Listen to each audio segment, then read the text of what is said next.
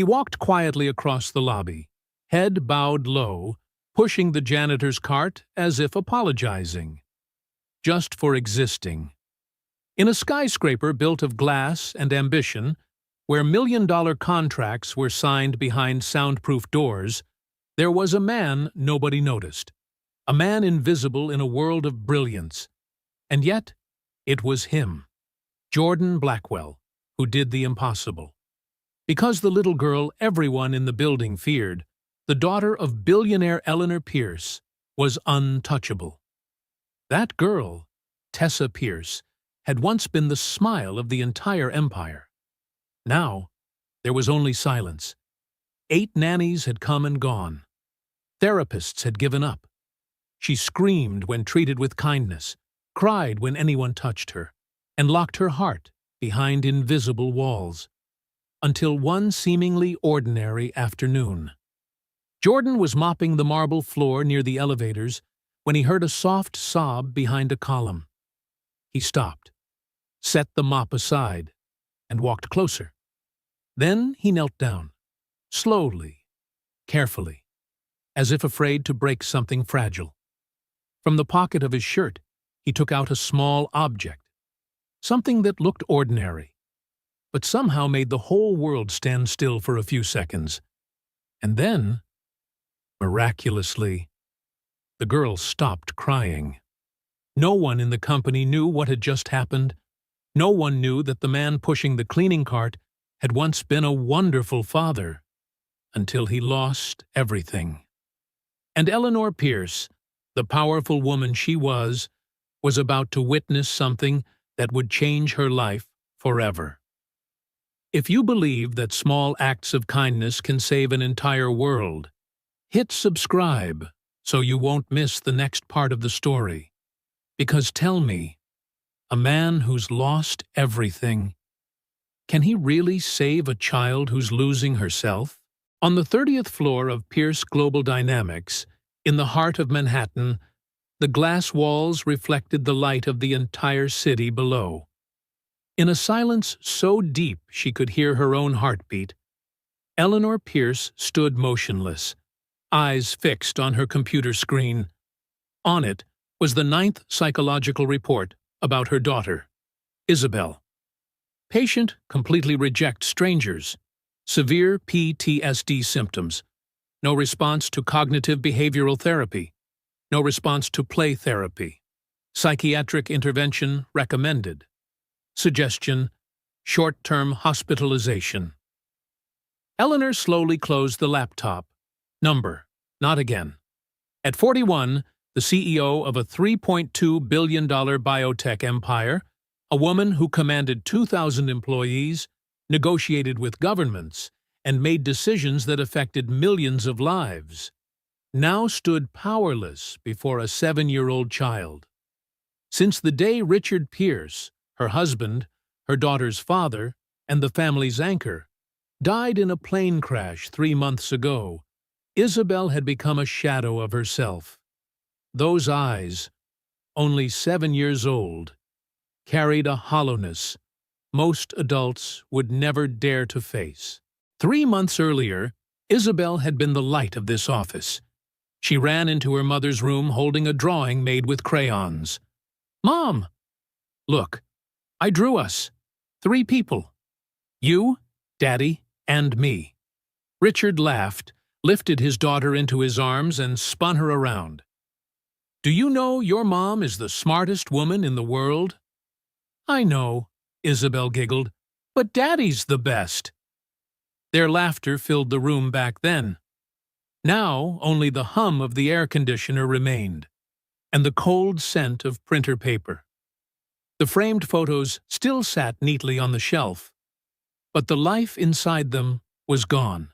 Eleanor opened the special room designed just for Isabel, filled with toys, sketchbooks, warm lights, and cameras in every corner.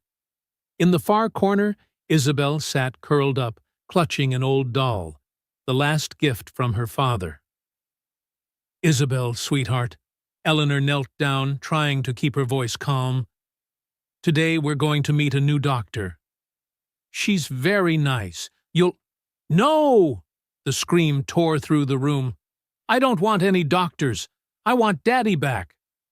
The doll flew across the room and hit the door. Eleanor froze, her hands trembling. A woman who could run a global empire didn't know how to hold her own daughter. The child had built a wall around herself, and no matter how powerful Eleanor Pierce was, she couldn't find the door in. For 3 months, she had tried everything. The first nanny, Mrs. Martha, with 25 years of experience, quit after 4 days, when Isabel locked her out on the balcony for 2 hours. The second, Lisa, a specialist in caring for children with special needs, left after 6 days, when she woke up to find a handful of her hair had been cut off. From the third to the 8th nanny, none lasted more than a week. And the therapists? Dr. Morrison from Yale. Isabel stayed silent through 5 sessions. Dr. Chen, a PTSD expert. Isabel screamed until she turned blue the moment she walked in. Every professional after that wrote the same line in their reports. This child needs time. Or a miracle. But Eleanor Pierce no longer believed in miracles. Her phone rang. The voice of the HR director came through, cautious yet tense. "Mrs. Pierce, the board is becoming concerned about your personal situation. Your recent absences from meetings could affect—" "I know," Eleanor cut her off. "I'll handle it." But the truth was, she didn't know where to start. 3 flights canceled. 2 key contracts rejected. Company stock down more than 12%. And investors had started asking, is this CEO still capable of running her company? Yet the woman who once controlled the world was losing the one thing she could never replace: her daughter. That night, Eleanor sat alone in her office. Outside, the city gleamed like molten gold reflected on the cold glass. On her desk lay an old folder, wedding photos of her and Richard, pictures of baby Isabel, snapshots from their summer trip to Italy last year. Richard's voice echoed in her memory, deep, warm, gentle, like a distant melody. "You know, Eleanor, you can be better than anyone else, but what I love most about you is how you love Isabel, without ever needing to prove it." She smiled faintly, a trembling smile, like a crack in flawless glass. Because now she was failing at both, being a great CEO and being a whole mother. When the first tear in 3 months fell onto the desk, the lights of Manhattan shimmered in her eyes, as if the entire city were crying with Eleanor Pierce. 6 a.m. The old apartment complex in Queens still lay shrouded in damp, cold darkness. The alarm had rung at 5:30. Jordan Blackwell shut it off and sat up without turning on the light. He was used to the dark. It had been his only loyal companion for years. 38 years old, but he looked at least 10 years older. Silver streaks touched both temples. His deep brown eyes held lines etched by sleepless nights and long years of loneliness. He walked into the next room, a small, empty space, just a single bed, a desk, and photos taped to the wall. Pictures of a little boy, straw blonde hair, a missing front tooth, blue eyes clear as the June sky. Ethan. Jordan stood still for a few seconds, as if reluctant to leave. Every morning he stopped before the largest photo, Ethan smiling, hugging a stuffed dog. "Good night, my little boy," he whispered, even though the sun was just rising. Then he quietly closed the door, carrying that familiar weight in his chest, a heaviness that had never gone away. 6 years earlier, the small apartment had once been full of laughter. "Daddy! Look, I built a castle!" 5-year-old Ethan sat in the middle of the floor, surrounded by a riot of colorful Lego bricks.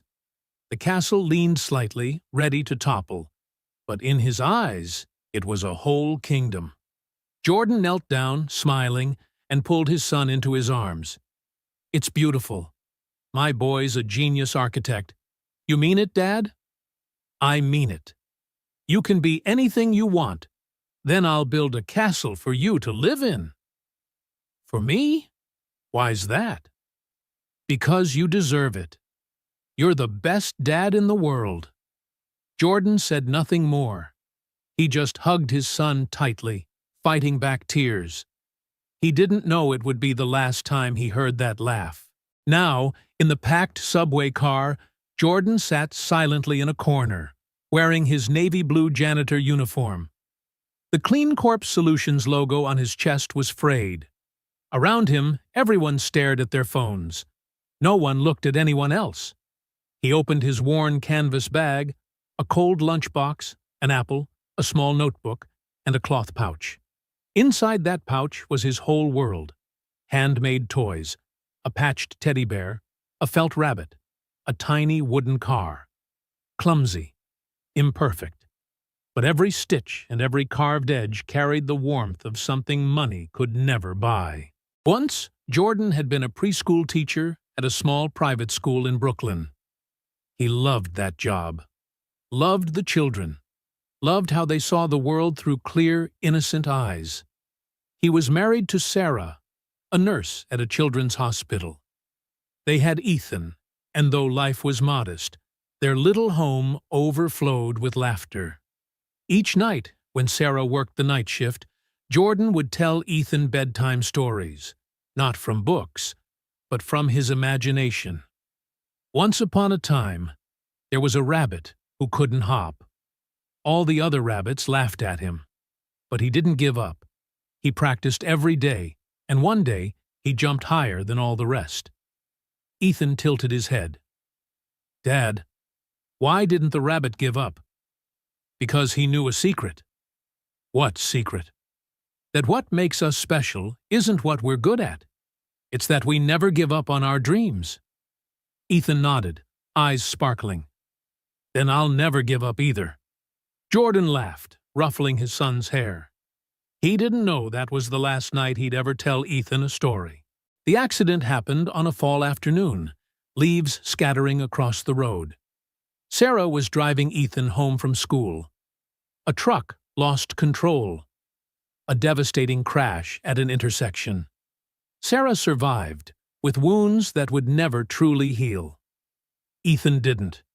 Jordan got the call while teaching. He bolted out of the classroom, ran like a madman to the hospital. His heart pounded like it was about to burst. When the doctor stepped out, one look in those sorrowful eyes told him everything. Jordan collapsed to the floor, screaming soundlessly. Sarah never forgave herself. "It's my fault. I wasn't paying attention. I killed our son." "No, Sarah," Jordan said, holding her trembling hand. "It was an accident." "No, I should have died instead."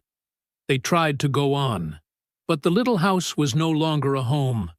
Every room was a nightmare. Jordan couldn't step into Ethan's room. Sarah couldn't bear to look at family photos. 6 months later, he woke to find a letter on the kitchen table. "Dear Jordan, I can't live with this pain anymore. Every day I see Ethan's face, hear his laughter, then realize it's just in my head. I'm not as strong as you. I'm sorry. I love you. But I have to go. Sarah." She left that night and never came back. Jordan searched everywhere, hospitals, relatives' homes, even mental health centers, but Sarah had vanished as if she'd never existed.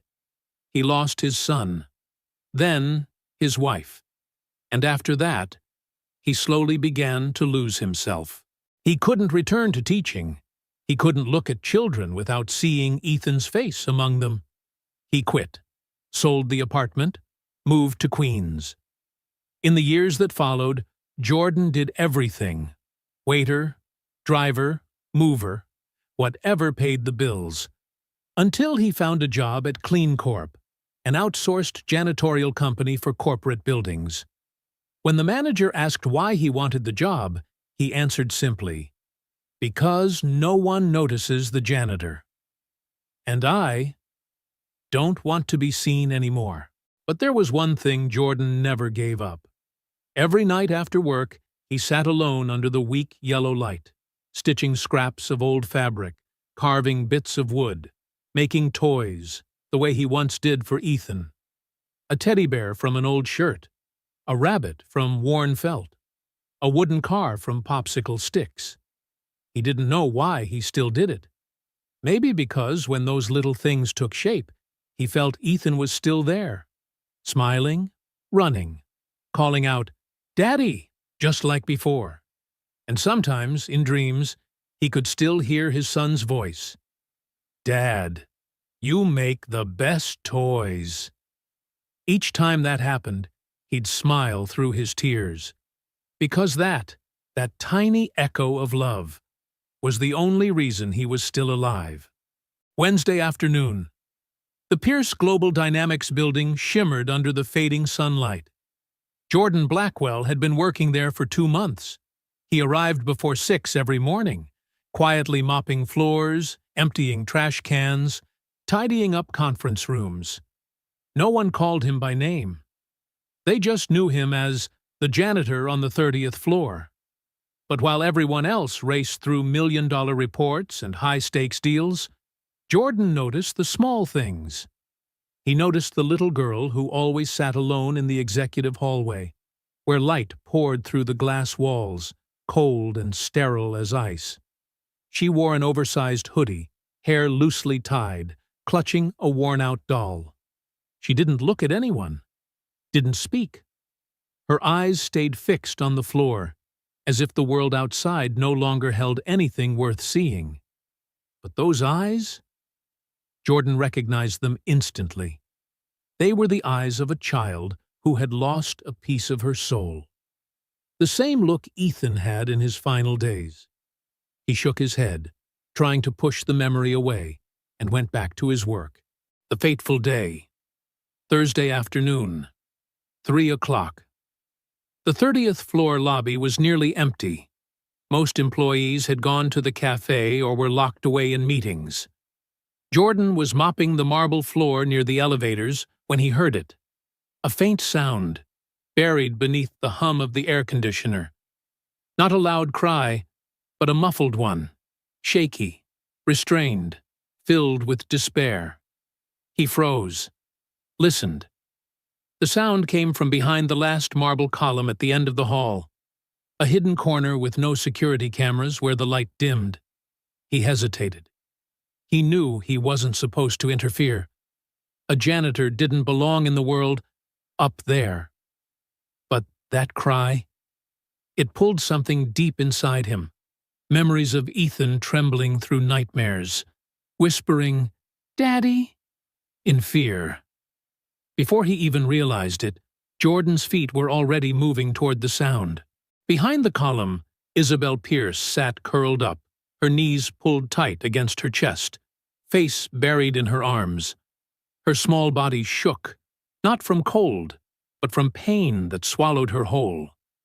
Jordan stopped, keeping a respectful 3-step distance. He said nothing. Then slowly, he knelt. His knees touched the cold marble, the sound dry and hollow in the silence. Isabel didn't look up, but her breathing changed, shorter, uneven. She could feel someone there. Jordan stayed quiet. He simply sat there beside her, motionless. 5 seconds, then 10, then longer. A gentle stillness filled the space between them. He set the mop aside, quietly reached into his pocket, and took out a small object, a teddy bear. He had sewn it the night before, using a scrap from his old sweater. Faded brown, clumsy stitches, one ear larger than the other. 2 button eyes, shiny yet sad. Jordan placed the bear on the floor, halfway between them. No words, no gestures. He just sat there, slightly leaning back, keeping the safe distance. No pressure, no demands. Only presence. Time seemed to stop. A minute. Then 2. Isabel slowly lifted her head. Her eyes were swollen, lashes stuck together with tears. She looked at the bear, then at the quiet man sitting across from her. Jordan didn't smile. He simply nodded once, gently, his eyes kind and calm as a breeze. The girl reached out, trembling, and touched the bear. Then she hugged it tight. The fabric was soft, warm, and it smelled like safety, like a person, like something long lost, but real. And for the first time in 3 months, Isabel stopped crying. Not because someone told her to stop, but because, at last, she felt allowed to be weak, to hurt, without being judged. Jordan stayed there, silent. He gave her time to breathe, to settle, to just be. After 5 minutes, he quietly stood, picked up his mop, and walked away, never once looking back. Up on the 30th floor, in an office surrounded by glass, Eleanor Pierce stared at the security footage. The image of a man in a blue uniform kneeling beside her daughter, saying nothing, just placing a clumsy little teddy bear on the floor, made her chest tighten painfully. She raised both hands to her mouth. Tears streamed down her face, dripping onto the keyboard. She had just witnessed a miracle. And the man who performed it was someone no one had cared to notice for the past 2 months.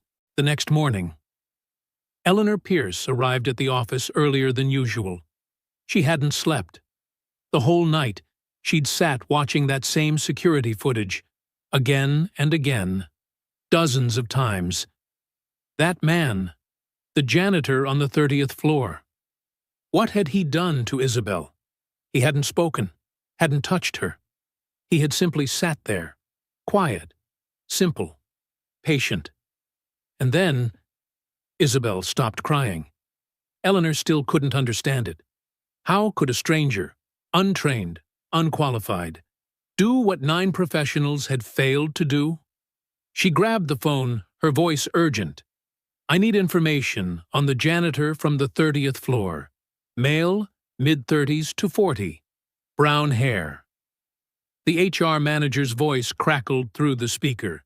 "You must mean Jordan Blackwell. He's with Clean Corp, an outsourced contractor. I want his file." Now, an hour later, the file appeared on her screen. Name, Jordan Blackwell, 38. Address, Queens Education. Bachelor's in Early Childhood Education, Brooklyn College. Previous occupation, preschool teacher, Little Bright Stars School, 2012 to 2018. Reason for leaving, not specified current job. Janitor, Clean Corp Solutions, 2020 to present. Eleanor frowned. A preschool teacher turned janitor? Something didn't add up. She typed quickly, sending a message to a private investigation firm. "I need everything you can find on this man." That afternoon, something unexpected happened. Isabel Pierce, the child who hadn't left her private room in 3 months, opened the door and walked out. No one told her to. No one begged. She simply held her teddy bear and walked. She didn't take the elevator. She was still afraid of enclosed spaces. She walked down the stairs, one slow step at a time, as if afraid the fragile magic holding her together might shatter if she moved too fast. In the downstairs lounge, Jordan was wiping the coffee tables, his movements steady, patient, as if he were polishing away his own sadness. Isabel stood about 5 meters away, hugging the bear tightly. Jordan sensed something. He turned around. Their eyes met. 3 seconds of silence.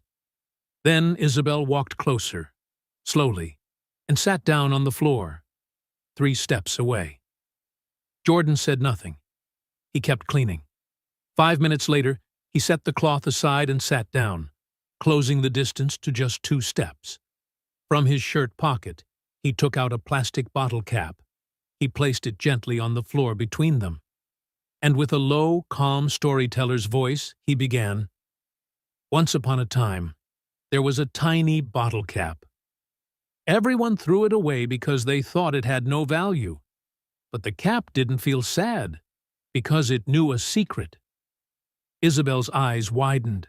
She listened closely. "What secret?" she whispered, her voice shaky and rough from disuse. Jordan looked up, surprised. It was the first time he'd heard her speak. He smiled softly and said, "The cap knew that its worth wasn't about how others saw it, but how it saw itself." Isabel clutched her bear tighter. "Was the cap sad?" Jordan paused. Such a simple question, yet it pierced straight through him. He took a slow breath and nodded. "Yes, the cap was very sad. But then it met a friend. And that friend showed it, that being sad doesn't mean you're weak." The girl looked down, her voice barely audible. "Are you sad, too?" He smiled faintly, though pain shimmered behind his eyes. "I used to be very sad, and sometimes I still am." "Why?" "Because I lost someone very important." She looked up, whispering, "I lost my dad, too." Jordan's heart clenched. He met her eyes and said quietly, "I know. And I'm so sorry." Then they sat there in silence. No more words were needed. Two souls, one man who had lost his child and one little girl who had lost her father, sat side by side, sharing their pain in quiet understanding. Not through language, but through empathy. Up on the 30th floor, Eleanor Pierce watched the security feed, tears streaming down her face. Her daughter was talking, for the first time in 3 months. And she was talking to the man everyone in the building had dismissed as invisible. Eleanor didn't know what to feel: relief, envy, or gratitude. Perhaps all three at once. That night, in his small apartment in Queens, Jordan opened the door to the old room. Moonlight spilled across the photos of Ethan. He sat down and spoke softly, as if his son could still hear him. "Hey, buddy, I met a little girl today. She's a lot like you. She's hurting, too." He smiled faintly, his eyes glistening. "I don't know if I can help her. I couldn't even save you. But when I looked into her eyes, I saw you. And I thought, maybe this is how I get to start again. Not to replace you, but to let you live on, through what I can still give." Jordan leaned his head back against the wall. Outside, the distant rumble of the subway echoed through the night. And for the first time in 6 years, he felt he had a reason to keep living. In the days that followed, the halls of Pierce Global Dynamics began to witness something extraordinary. Every day, at exactly 3 p.m., little Isabel Pierce appeared in the ground floor lobby, a place no one had ever imagined she'd set foot in again. She sat beside the janitor from the 30th floor, Jordan Blackwell. They didn't talk much. She simply listened. Jordan told her stories built from the smallest, most ordinary things. A plastic spoon that turned into a princess. A paper cup that became a castle. A cleaning rag that became an ocean. No expensive toys. No high-tech therapy rooms. Just imagination. And someone who knew how to listen. Gradually, the office workers began to notice. They passed by, glanced over, then smiled softly. No one dared to interrupt, afraid to break whatever fragile magic was unfolding before them. The only one brave enough to approach was Mrs. Rosa, the warm-hearted round cafe manager from Mexico, 55 years old, with a kind smile. From that day on, she left a cup of hot chocolate on the table every afternoon. "Para la niña," she whispered to Jordan, smiling gently. "For the little girl." One afternoon, Jordan told a story about a turtle that couldn't swim. "Once upon a time," he began, "there was a turtle who couldn't swim. All the other turtles could, but not this one. Every time it went into the water, it sank." Isabel tilted her head and asked quietly, "Why couldn't it swim?" "Because it was afraid," Jordan said. It almost drowned once. So what did it do? It stopped trying to swim, he replied. Instead, it learned how to walk on the ocean floor. Isabel frowned, her little brow creasing. But it can't breathe underwater. Jordan smiled, soft, calm, and steady as the wind. That's true. But it found a way. It rested in the caves where air bubbles stayed. It learned to live with its fear, instead of giving up. She was quiet for a moment, then whispered, "Was the turtle happy?" "Not always," Jordan said gently, "but it kept living. And one day, it met another turtle, who also couldn't swim. And they walked together." Isabel nodded slowly. Her lips trembled. "I'm the turtle that can't swim." Jordan looked at her, his eyes tender and deep. "So am I." And in that moment, two broken souls, one child, one man, found each other in the vast ocean of pain. Friday. Eleanor Pierce decided to meet the man herself. She stepped out of the elevator, her high heels clicking sharply against the marble floor.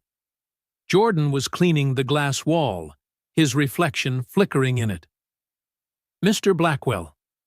Jordan turned, startled. He recognized her instantly. Eleanor Pierce, the CEO, Isabel's mother. "Yes, ma'am." Eleanor approached, her eyes sharp yet softer than they'd ever been on television. "How long have you worked here?" 2 months, ma'am." "Do you know who Isabel is?" "Yes," he said after a pause. "Your daughter. And you've helped her?" Her tone wasn't questioning. It was a statement. Jordan didn't know how to respond. He remained silent. She continued, her voice trembling slightly. "For 3 months, I've hired 8 nannies and 9 therapists. Spent over $300,000. None of them could reach her, and you, with just a teddy bear. Did the impossible." Jordan bowed his head modestly. "You're giving me too much credit." "You used to be a teacher," Eleanor interrupted. Jordan froze. Eleanor met his eyes. "I checked your records. You have a degree in early childhood education. You taught for 5 years, then quit. Why?" He gripped the handle of his mop tighter, eyes fixed on the floor. "That's personal, ma'am." "I have a right to know," she insisted. "You're interacting with my daughter." "I haven't done anything wrong." "I know," she said softly, "but I need to understand. Why would a teacher become a janitor? And how did you help Isabel when no one else could?" A long silence.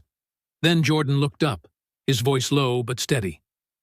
"Because I know how she feels." He paused, taking a deep breath. "I lost a child once." Eleanor froze. The air between them seemed to solidify. "You lost your child?" Jordan nodded, saying nothing more. Eleanor stared at him for a long time. For the first time, her eyes weren't those of a CEO, but of a mother looking at a father who had lived through her greatest fear. "I'm sorry," she whispered. "It's all right," Jordan said quietly. "It was a long time ago." "But the pain, it never really goes away, does it?" "No," he said softly. "It just becomes part of who we are."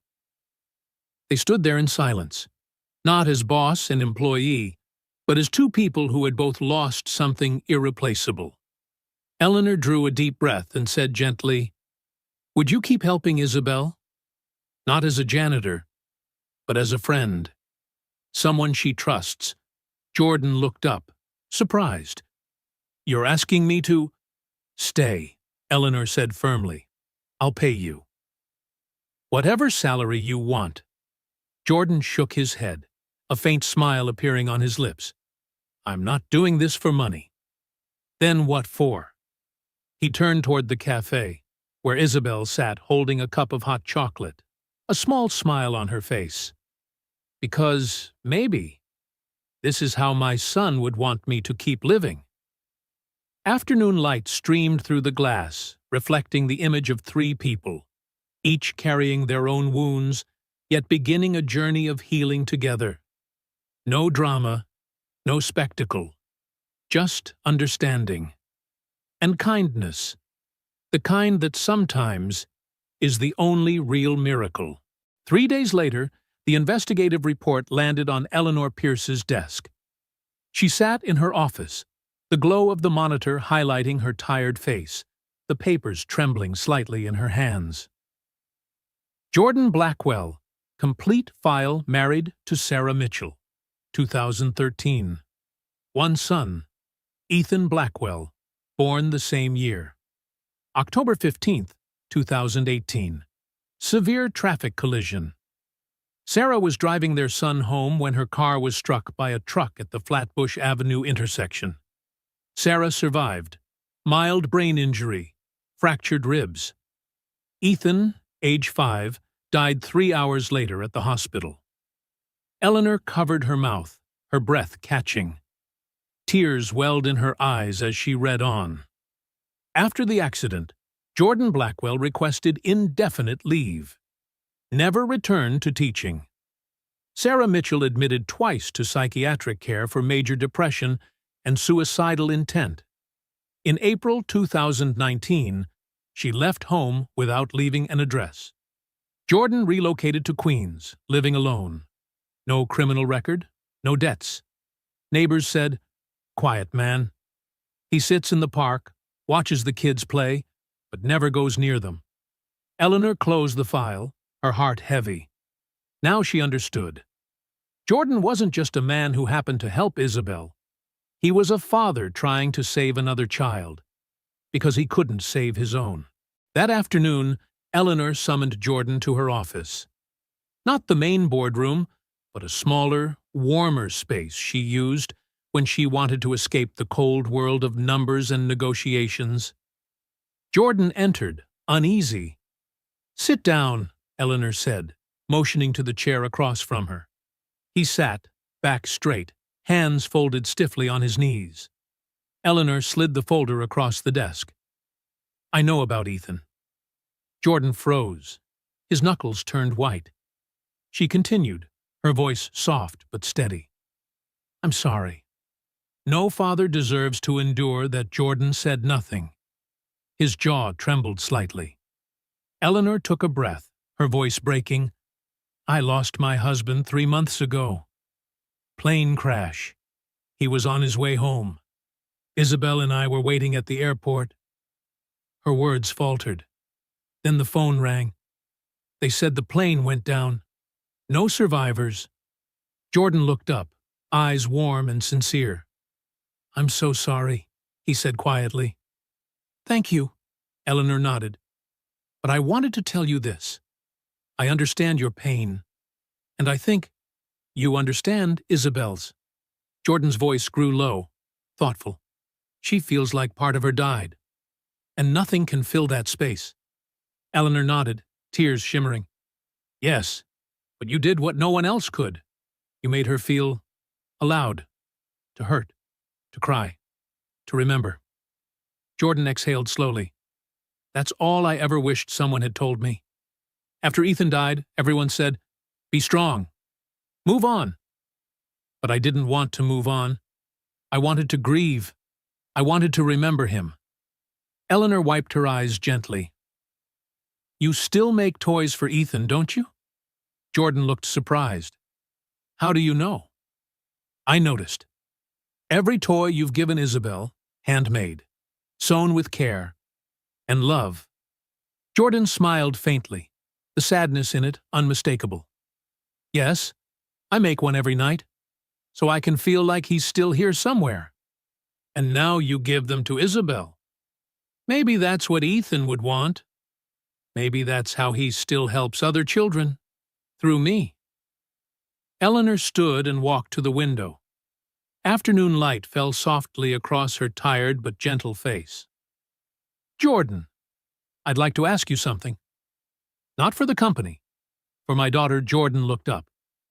"What is it you want me to do?" "Stay. Not as a janitor, as Isabel's friend. Someone she can trust. He hesitated, then spoke quietly. But I'm not a therapist. I have no credentials. You have something no degree can teach. Heart. And understanding what will people say. I don't care what they say, Eleanor replied firmly. I care about my daughter. And for the first time in 3 months, she smiled. Because of you. Jordan sat in silence for a long moment. Then he nodded. I'll stay. But on one condition. What condition? I don't want Isabel to think I'm replacing her father.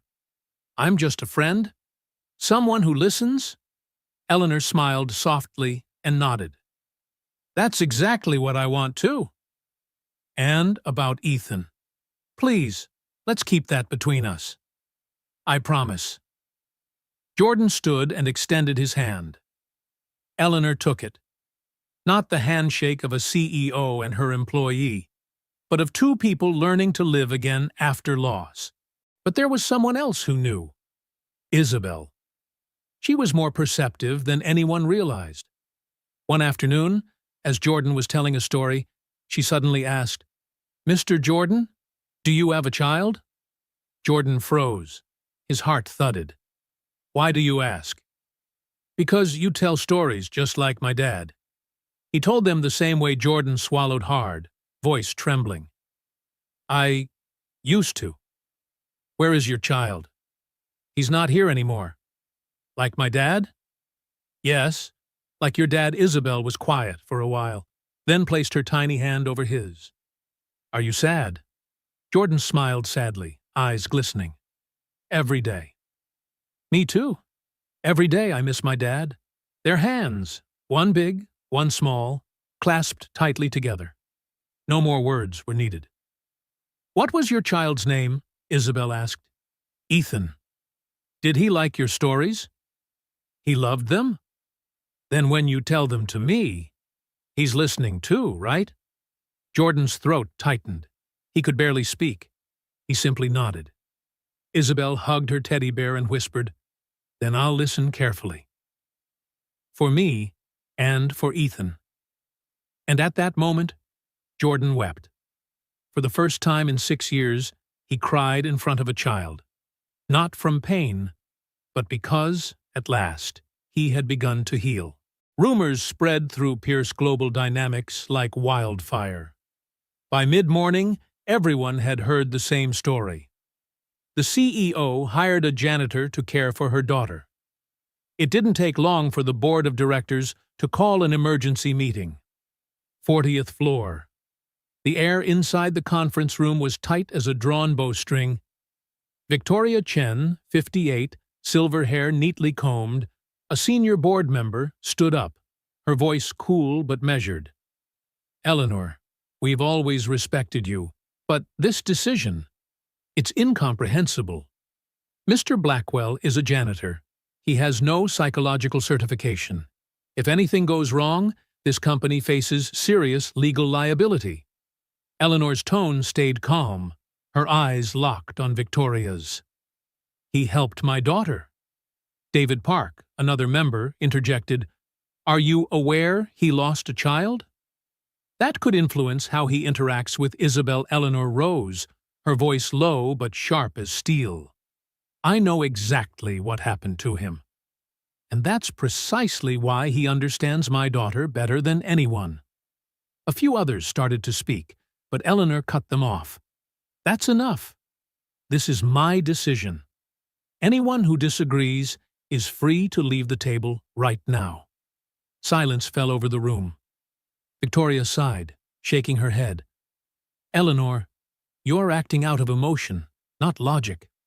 Eleanor met her gaze, her voice deep but unwavering. Emotion. For 3 months, my daughter hasn't spoken, hasn't smiled. She just stares into nothing. All your so-called experts have failed. Yet one man, no title, no degree, made her smile. So don't talk to me about logic. Logic can't save my child. No one said another word. A week later, the storm hit. The front page of the New York Tribune screamed a sensational headline.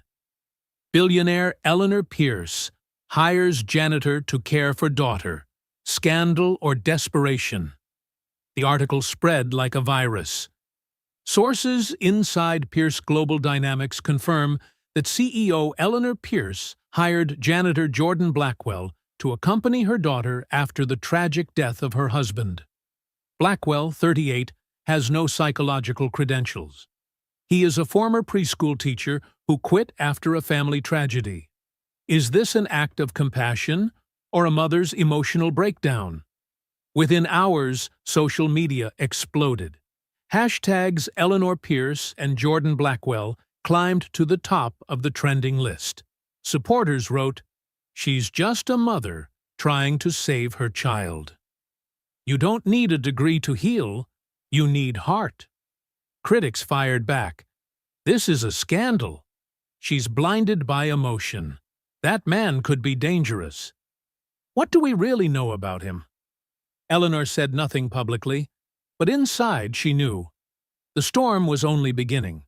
3 days later, the NYPD received an anonymous complaint. Jordan Blackwell is behaving suspiciously around a child. That afternoon, 2 police officers arrived at the Pierce Global headquarters.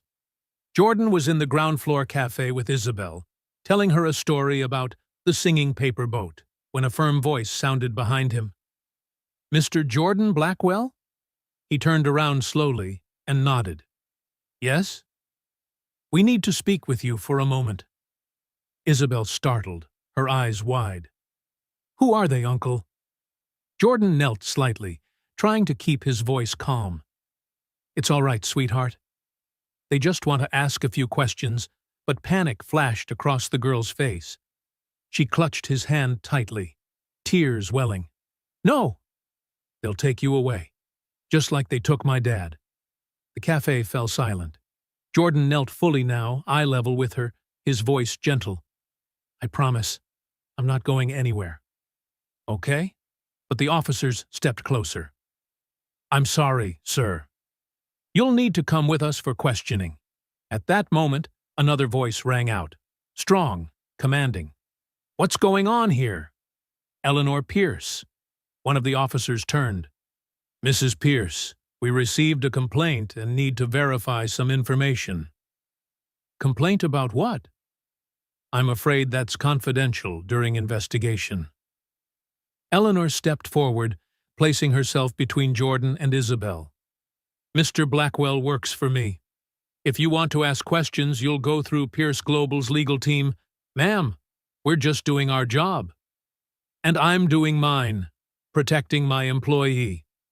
Without a court order, you have no right to take him." A tense silence filled the space. Finally, one officer murmured, "We'll be back." They turned and left. Isabel still clung to Jordan's hand. Eleanor looked at him, her eyes both firm and filled with empathy. That night, Jordan went to see Eleanor in her office. He was no longer composed. Worry clouded his face. "I think I should leave." Eleanor looked up. "No, I'm causing trouble for you. And for Isabel, you're helping her. That's all that matters." Jordan shook his head, voice breaking. "They won't stop, Eleanor. They'll dig into my past, about Ethan, about Sarah. And when they do, they'll turn me into a monster." Eleanor stepped closer, her tone steady, resolute. "Then we'll fight." "I don't want to fight," Jordan said, eyes red. "I just want Isabel to be safe. She won't be safe if you walk away." You know that Jordan said nothing. The soft yellow light glowed over both their faces. 2 people who had already lost everything, now standing on the edge of another battle. And in that quiet moment, he understood. Leaving was no longer an option. It was a Thursday night, when everything finally seemed to be settling back to normal. And then, in an instant, it all fell apart. Eleanor was still in her office, buried under reports and meeting schedules. The clock read 10 p.m. Her phone rang. It was Maria, the temporary nanny. "Mrs. Pierce!" "Isabel, she's gone." Eleanor froze. Her heart stopped mid-beat. What did you just say? She was in her room. I just went to the kitchen to grab some water. A few minutes, I swear. When I came back, the room was empty. She's gone. The phone slipped from Eleanor's hand and hit the desk. In that moment, she wasn't the powerful CEO of Pierce Global Dynamics anymore. She was just a mother in sheer panic. She called security, the police, activated the entire building's emergency alert. But before doing any of that, she dialed one number first. Jordan. Isabel's missing. Jordan answered the call while driving home. The second he heard the words, "missing child," he slammed the brakes so hard the tires screeched across the asphalt. How long has it been? About 30 minutes. Was she carrying anything? Just her teddy bear and her sketchbook. That was all he needed to hear. Jordan already knew where she was. The old Pierce Global headquarters, the building where Richard Pierce, Eleanor's late husband, once worked, had been abandoned for 2 years. Long ago, Isabel had asked Jordan a question. "Uncle Jordan, where did my dad used to work?" "At the old building, near the park." "I want to go there someday." That's where his memories are, right? He had smiled back then, never imagining that one simple memory would lead him to tonight. He sped through the quiet streets until the silhouette of the old tower appeared, its rusted metal sign still faintly reading Pierce Global Headquarters under the pale streetlight. The main entrance was locked, but Jordan knew another way. The side door, the one janitors once used. He slipped in with an old key. The building was pitch black. "Isabel, where are you?" No answer, only his own echo bouncing off the cold marble walls. He climbed. 3rd floor, 4th, and then, on the 5th, Richard's old office. He saw it, a faint glow beneath the door. Jordan pushed it open. In the corner of the room, Isabel sat curled up, clutching her teddy bear under the beam of a small flashlight. Her cheeks were streaked with tears. "Isabel." She looked up, voice trembling. "Uncle Jordan." He ran to her, dropped to his knees, and pulled her into his arms. "You scared me half to death." "Why did you run away?" Through sobs, she whispered, "I just wanted to find my dad." "Here? You came here to find him?" Isabel nodded, eyes glistening. "This is where he worked. I thought, if I came here, I'd feel closer to him." Jordan held her tighter. "But you know he's not here anymore." "I know, but I miss him so much. I want to hear his voice again. I want him to hold me." Her voice broke into quiet sobs. "I don't want to forget him, Uncle Jordan." Jordan lifted her chin gently, meeting her eyes, those same hazel eyes that mirrored Eleanor's, and maybe Richard's too. "You'll never forget him. He's in you, every single day. But what if one day I forget what he looks like?" Jordan smiled faintly, his voice as soft as a lullaby. "Then look in the mirror. You have his eyes, his smile, and his heart. Every time you see yourself, he's right there, looking back at you." Isabel burst into tears, wrapping her arms tightly around him. "But I want him here." "I want him to tell me stories." Again Jordan held her close, gently rocking her. "I know. I want my son here too. Every single day, and there, in the darkened halls of a forgotten building, 2 souls, both broken by loss, found solace in each other." The sound of heels echoed down the hallway, followed by the beam of flashlights. Eleanor appeared in the doorway, flanked by security and police officers. The moment she saw Isabel in Jordan's arms, she raised a trembling hand. "Stop," she said softly. Everyone froze. "Isabel." The little girl turned around, her eyes still wet. "Mom." Eleanor rushed forward, dropped to her knees, and held her tight. "You scared me to death, sweetheart." "Where did you go?" "I'm sorry, Mom. I just wanted to find Dad. Tears spilled down Eleanor's cheeks. I know, baby. I know. I've been looking for him too. Every single day. Isabel looked up, then turned toward Jordan. But I don't have Dad anymore. I only have Mom. And Uncle Jordan.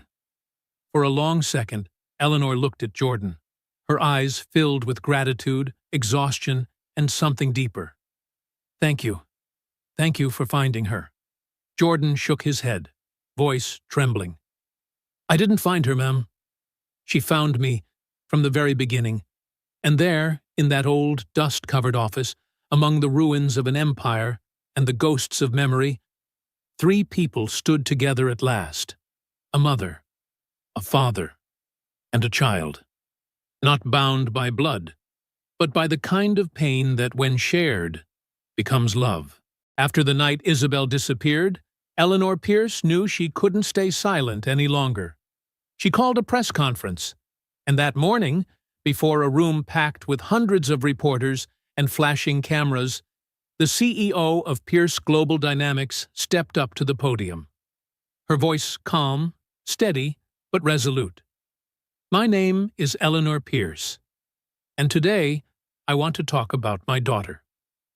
The room fell utterly silent. 3 months ago, I lost my husband, and my daughter lost her father. That kind of pain can't be put into words. I tried everything to help Isabel, hired the best specialists, spent hundreds of thousands of dollars. Nothing worked. Until I met Jordan Blackwell. She paused, letting the silence settle, her gaze locked on the rows of cameras before her. He's not a doctor. He's not a therapist. He's simply someone who's felt the same pain my daughter feels. And there are things no classroom can teach. A reporter raised a hand. Mrs. Pierce, aren't you worried about your daughter's safety? Eleanor took a deep breath, her voice unwavering. My daughter is safer than she's ever been. Not because he has a certificate, but because he has a heart. And if this world keeps valuing credentials over compassion, maybe we're the ones who need healing. The room stayed frozen in silence. The only sound left was the relentless clicking of cameras, capturing the image of a mother unafraid to show both her vulnerability and her strength. 1 week later, Eleanor announced a new initiative, Ethan's Light, a free program for children coping with grief, trauma, or loss. No degrees required, only a heart willing to listen. She asked Jordan Blackwell to lead it. He refused at first. I'm not a leader. You're the only one who can do this, Eleanor replied. You understand these kids. You know how to make them feel seen and heard. I've never run a program before. Eleanor smiled softly. Then we'll learn together. Jordan finally agreed, but on one condition. It has to be called Ethan's Light, so my son can still be part of it, in his own way. Eleanor nodded gently. Agreed. A month later, Ethan's Light opened on the ground floor of Pierce Global's new headquarters. No glass conference rooms, no luxury decor. Just a warm, cozy space. Thick rugs, golden light, shelves filled with handmade toys. On the main wall hung a photo of Ethan, smiling wide, his front tooth missing. Beneath it, a line of words read, Sometimes the brightest light comes from the smallest hearts. During the first week, only 3 children showed up. A 6-year-old boy who'd lost his mother to cancer. An 8-year-old girl caught between 2 homes after her parents' divorce. A 9-year-old boy bullied daily at school. Jordan sat with them. He didn't teach. He didn't preach. He simply listened. Then he told a story. Not from a book, from the heart. Once upon a time, there was a little star. It wasn't as bright as the others, so it thought it was useless. But one night, a lost child wandered into the forest. and the star's faint light was enough to guide the child home. From that night on, the star realized, our worth isn't measured by how brightly we shine, but by who we shine for. The children listened, eyes wide, breaths still, as if the world outside had vanished. And in the corner of the room, Isabel sat beside a new girl, holding her hand. "It's okay," Isabel whispered. "Mr. Jordan will help you. He helped me too." That evening, after all the children had gone, Jordan and Eleanor stayed behind in the quiet room. The city glittered through the glass beyond them, distant, peaceful. Eleanor looked up at Ethan's picture and asked softly, "Do you ever regret it?" "Regret what?" "Staying." Opening up again, Jordan was silent for a moment, his eyes still on the photo. "No. At first, I thought I didn't deserve to be happy again. But Isabel taught me something, that loving again doesn't mean forgetting." Eleanor nodded slowly, smiling through her tears. "I've learned that too." "From you," Jordan chuckled lightly. "I didn't do anything." "You did," Eleanor whispered. "You showed me that strength isn't about never falling apart. It's about getting back up and helping someone else stand with you." They sat there for a long time. No words, no need. That silence itself was peace, the kind both had been searching for all along. Saturday evening. Jordan stopped by Eleanor and Isabel's home, no longer a high-rise penthouse, but a small, warm apartment in Brooklyn. "I wanted to start over," Eleanor had once said. Isabel opened the door, beaming. "Uncle Jordan? You're here." She tugged him inside, leading the way to the kitchen. The table was neatly set, no lavish dishes, just pasta, salad, and toasted bread. "I made it myself," she declared proudly. "You did? It smells amazing." Jordan laughed. "Mom only helped a little. I did the rest." Eleanor watched them, a strange warmth blooming inside, the kind she thought she'd lost forever the day Richard died. During dinner, Isabel talked excitedly about Ethan's light. "A new boy came today. He was really sad. But when Uncle Jordan told his story, he smiled." "Mom?" Eleanor looked at her daughter, then at Jordan. Her voice softened. "Thank you." "For what?" "For giving my daughter back to me." Jordan shook his head gently. "No, ma'am. She was never lost. I just helped you see her again." After dinner, Isabel pulled Jordan into her room. She pointed to a large drawing taped to the wall, colorful, clumsy, but full of heart. 4 figures stood together. A tall man, Richard, a woman, Eleanor, a little girl, Isabel, and another man, Jordan. Beside Jordan stood a small boy holding his hand. "That's Ethan," Isabel said with a shy smile. "I drew him here so he wouldn't feel lonely." Jordan went still, speechless. He knelt and hugged her tight, tears streaming down. But this time, they weren't from grief. They were gratitude. "Thank you, Isabel. Thank you so much." In that small, softly lit room, where past and present quietly met, they didn't just find each other again. They found themselves. Because sometimes healing doesn't begin with forgetting. It begins when you dare to love again. 1 year later. Ethan's light was no longer just a small room in the lobby. It had grown into 10 centers across the city, reaching more than 200 children and dozens of volunteers. Not professionals with fancy titles, but people who had known pain and chose to stay, to help others find their way out of the dark. And among them, Jordan Blackwell was no longer the invisible man. He had become a mentor, a guide, a quiet light, and above all, a father. Not by blood, but by heart. At the anniversary celebration, Jordan was invited to speak. He stood before hundreds, children, parents, volunteers, even the journalists who once doubted him.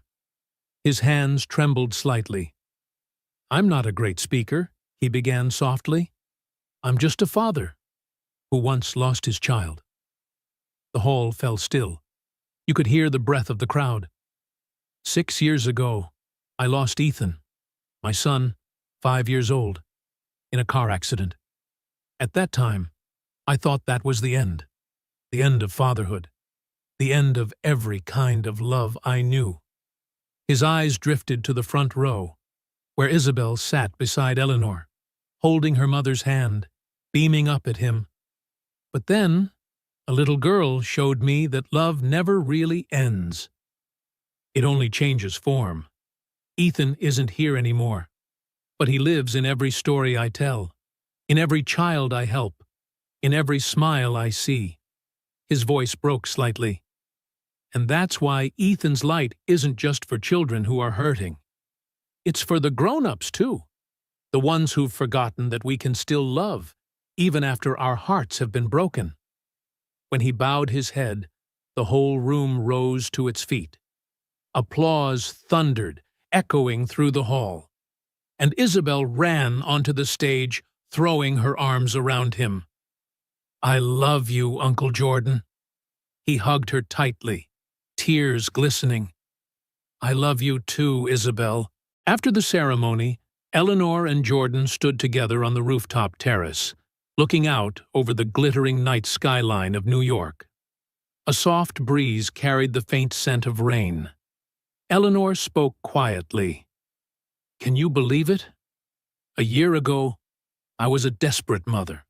And you were the invisible man?" Jordan smiled. "And now?" She turned to him, her eyes gentle. "Now, we're a family." Jordan blinked, unsure he'd heard right. "A family?" Eleanor nodded, her voice warm. "Isabel sees you as her second father. And I see you as a friend, a brother, a piece of our lives I didn't know we needed." Jordan looked down at his hands, a small smile forming. "I never thought I'd get a second chance. But that little girl, Isabel, she saved me." "And you saved her," Eleanor said softly, touching his hand. They stood there in silence, watching the city lights shimmer below. Two people who had once lost everything, finally finding peace. Eleanor asked, "Jordan, do you ever think about the future?" "Why do you ask?" "Because I want you to stay. Not just with the program, but with us. With Isabel. With me." Jordan turned, surprised. "Are you saying—" She smiled before he could finish. "I'm not talking about romance, Jordan. I'm talking about family. The kind made from souls once broken, who still choose to love. Not perfect." But real Jordan looked at her for a long time, then nodded slowly. "I want that too. I'm just afraid." "Afraid of what?" "Of losing again." Eleanor squeezed his hand. "Then we'll be afraid together. And heal together."